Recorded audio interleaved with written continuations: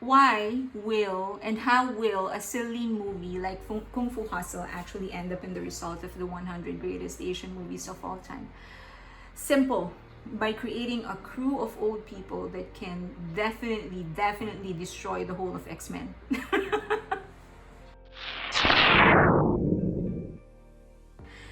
When Kung Fu Hustle came out, there was box office success, critical success, and rightfully so. It's really one of the most entertaining movies out there. But there's a lot of people that will argue it does not belong to any list that mentions greatest movies of all time because it's a comedy. But there is this notion among people that when it's a great movie, it's supposed to be deep or dark. That it's supposed to make you cry, that it's supposed to be a highfalutin concepts about humanity, and that it's a social criticism or whatever. Well, this movie is all about that. It's all that. It's a social criticism. It's big. It has a lot of depth. It's just great filmmaking. But seriously, it's the story is actually about Stephen Chow, who came into this like apartment complex because he thought that he could nick people of their money. Most people who live there, they're old and retired, and it looks like they're all like stupid. And he almost died because of that. Because stereotyping these people, he almost died. People almost killed him because little did he know that they're all actually retired martial artists and some of the greatest ever who's ever existed. And so that's one. It's actually it's a criticism against humanity. It's a lesson as old as time, but we still haven't learned it, that we should never judge people according to their looks. But we still do it day in and day out. It still happens. You see somebody, you stereotype that person based on your experience. But we should learn to never do that. We should learn, or at least be more powerful than that. Your first 3 seconds may be instinctive, but your fourth, second, fifth, sixth, and the rest of your life should be devoted to allowing people to reveal themselves to you instead of yourself judging them by your own standards. So that's one. So it's a criticism against humanity. And then there's as this movie is big, like the action scenes are big. There's so much movement. There's this people flying out of the atmosphere. That's really big. But the most genius of its comedy happens in the smallest of moments. That it occupies such small part of the screen. I remember there was this scene when there was this guy at the back of the car and he managed to put his hair on fire, and then there's that guy who shanked Stephen Chow several times.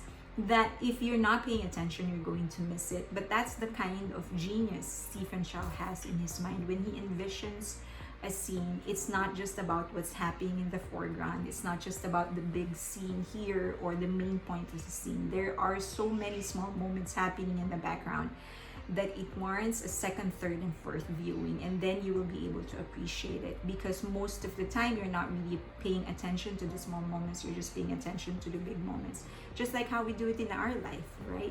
We're almost always just paying attention to the big moments, that we miss the big ones, the ones that really matter the most. And so we need to learn how to pay attention to everything in our lives simultaneously. But then the biggest thing is the crew. He really was able to create a team and a crew that will destroy the entirety of X-Men. There's Banshee. Banshee is one of the X-Men characters, and she uses her sonic sound. He has I don't know what her power is called, but she can like scream and yell really loud and destroy everything around her. And that's no match to the old woman in rollers with 60-year-old, maybe 70, I don't know how old she was, but her voice can destroy the gods in Olympus. Who's this strong X-Men? Polaris, she's capable of creating magnetic force fields, flight and electromagnetic sight energy absorption and negative emotion absorption. That is nothing compared to this guy that has a base. I think, I don't know what that magical instrument is, but he can create weapons and the force field and all of these things. And then there's Psylocke, who's she has ninja skills, so she can also create like weapons out of thin air. But you don't really need to create weapons out of thin air when you can grab anything from your dresser and your wardrobe and turn that into a weapon. There's this guy who he took the rings that he uses to hang all of his shirts. He took those rings and used that as a weapon. And then there's Storm, who creates the weather, but who needs to control the weather, but who needs to control the weather if you can just use birds and clouds and everything around you to launch yourself into the atmosphere. And then there's Stephen Chow himself, who managed to destroy everybody around him with the hand of God. So he doesn't need of those DNA evolution to be able to gain that special power. All he needed was the hand of God. This movie has contained some of the silliest fun and greatly executed fight scenes I've ever watched in any kind of movie from any country.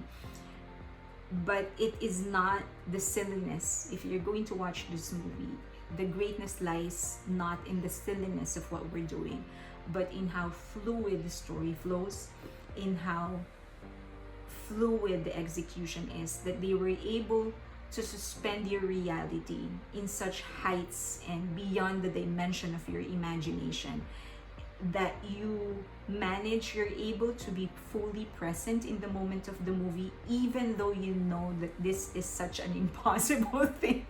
It's silly and impossible. And in all fairness, like X-Men movies, those are really impossible. But because it's silly, because it's impossible and it's silly, the silliness is magnified 10 times. But even with that, even when you know that he's just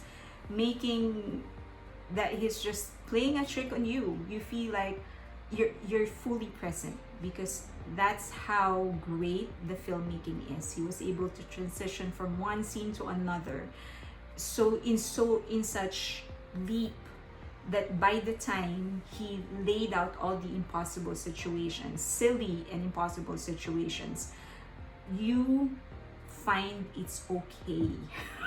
Even if it is silly, it's okay because it's great. And that's what movie making is. It doesn't have to it doesn't have to explore issues of humanity, although it did in this movie, but it doesn't have to. All it needs to do is to create great images with a story that you will follow and that will entertain you. And that's why you should watch Kung Fu Hustle.